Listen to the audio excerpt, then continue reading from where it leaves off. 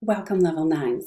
Today I'm going to give you a very quick tutorial on how to make a simple reference page, and in addition to that, how to navigate through the APA Style Edition, the newest edition, which is 7th edition website. Okay, so if you click on the link that I gave you, it's going to take you to this page. All right. If you want lots of interesting information on how to do everything APA, you can click here to the Style and Grammar Guidelines, and you can see it's all organized in different areas. So if you really wanted to go into some in-depth learning here, you could click on the References tab, okay? But it has information about commas and periods, about how to format your paper, which is always kind of interesting, and all kinds of other things. Nonetheless, today we're going to go to instructional aids. Okay. Here you can find a whole bunch of different webinars, tutorials, handouts, and guides. These are always pretty handy to just download and keep for yourselves, and sample papers. All right.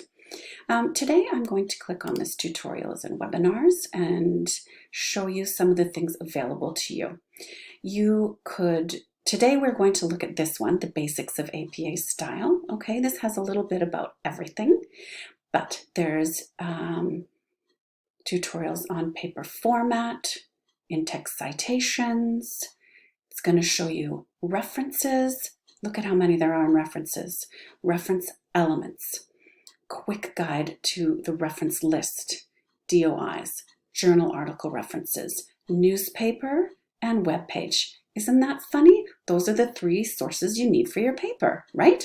You need 1 journal article, at least 1 newspaper article I'm sure people will use, and then a web page or website. This would include any government websites and other types of educational articles, okay? So here's some really specific guidelines on how to create a web page using those.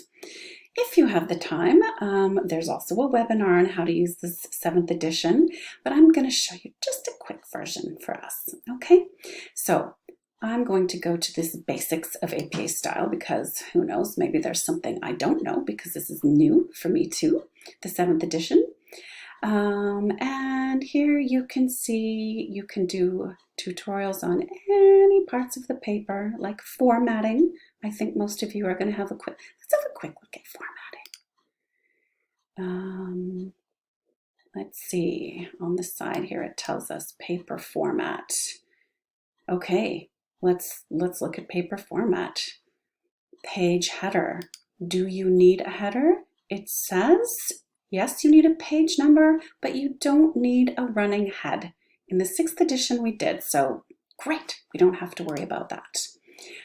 Font. You can make your font in 11 point, Calibri, Arial, Lucinda Sans, Times New Roman, Georgia, or anything kind of modern. Okay, so that's the font you need to use. Line spacing, we want to double space all points, all lines, okay, including text, quotations, and your reference list. Okay, here's some information on margins, and I think that's good for now. So let's skip all the way down here to reference list entries. All right. So the works cited or references page in any of your paper is going to be the author, the date, the title, and the source. That's where you got your information from, okay? So here's some common APA styles. This is how you would write a journal article. Last name, comma, first initial, period, comma, last name, initials.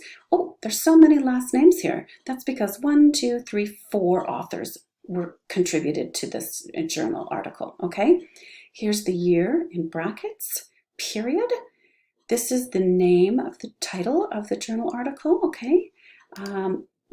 After that is it's the Journal of Applied Psychology. That's the name of the actual journal. Notice it's in italics, okay? And here they have the page number and the volume.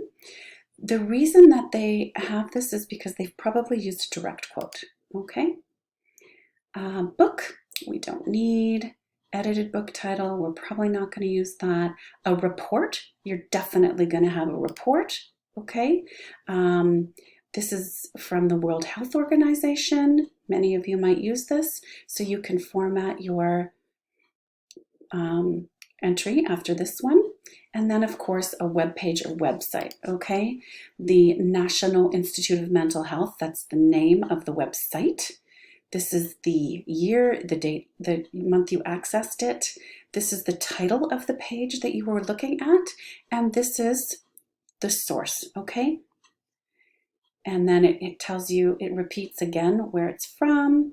And here's the URL. Pretty simple. Okay, let's move on. Ordering and formatting your reference list.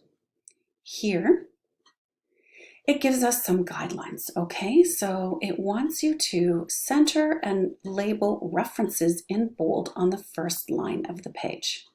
All right. I have made a reference page, and I'm going to show you how to check that you've done all of these things.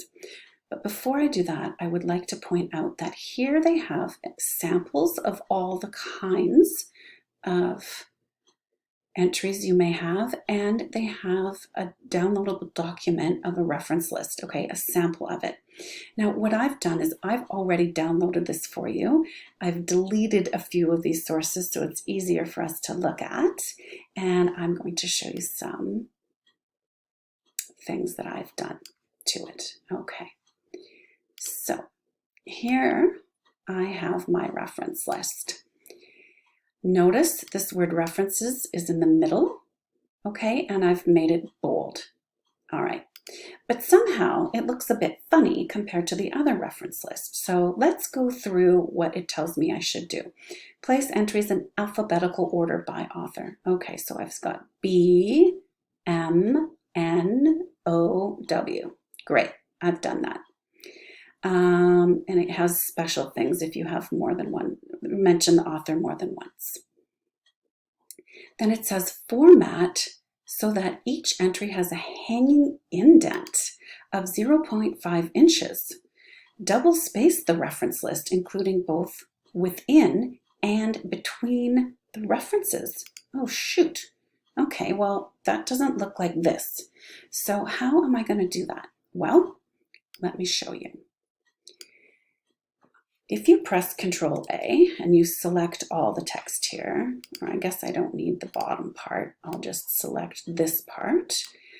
I've got my font Calibri and 10. I think it said we had to make it 11, did it not?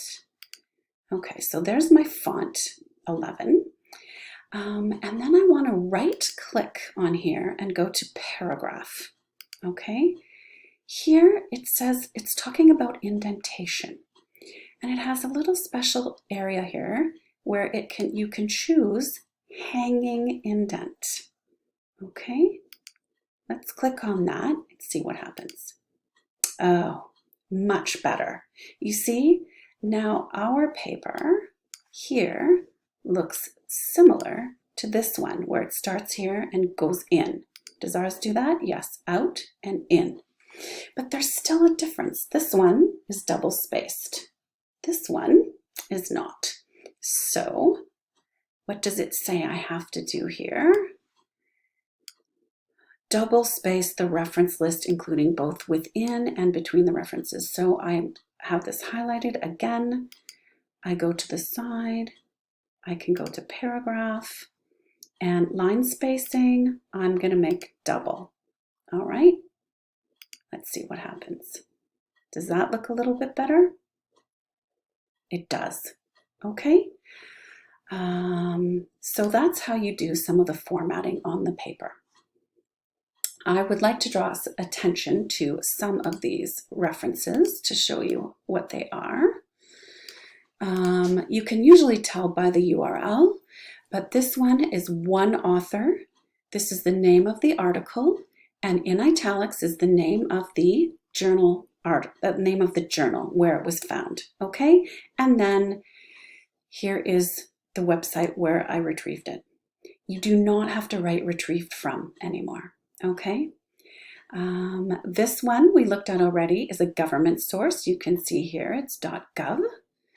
This one here is a journal article with more than one author, so that's how you would do that. And again, we have a website here. All right. One other thing I wanted to show you quickly is, I know you're using the conversation, correct? So I want to go to the conversation and pretend that we want to reference this article. All right.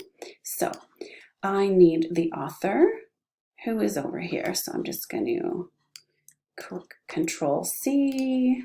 I'm going to put her over here, Control V. What else do I need? I need the title of the article. Okay.